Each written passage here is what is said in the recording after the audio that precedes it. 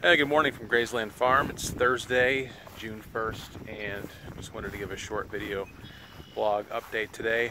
I'm walking through a pasture that we used the last couple years to move portable chicken shelters, essentially a Salatin style, in our case 8 by 8 feet by 2 feet high, which is surrounded by chicken wire and on some sides some solid covering. It's a way to raise broiler chickens outside on pasture without worrying so much about predators, either from the air or from the ground.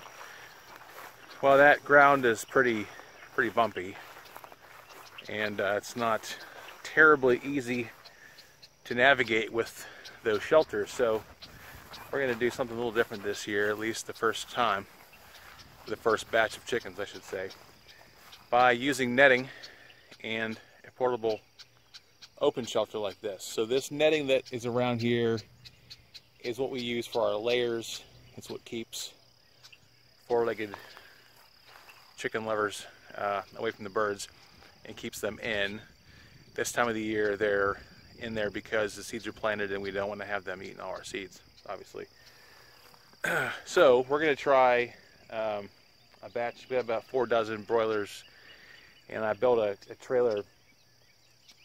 I actually built a shelter on a trailer, and it's 4 by 8. The birds will be able to use the underneath side here. It's just chicken wire in the middle to rest, to get out of the sun, get out of the rain, get out of the wind. They'll I'm sure sleep here at night. They'll have access to their water. We use these pretty typical Plasson bell waters that are attached to 5-gallon buckets. So they'll have 10 gallons in the morning, and then as needed we'll top those off throughout the day. And then we also have the feed bin over here on the front of this.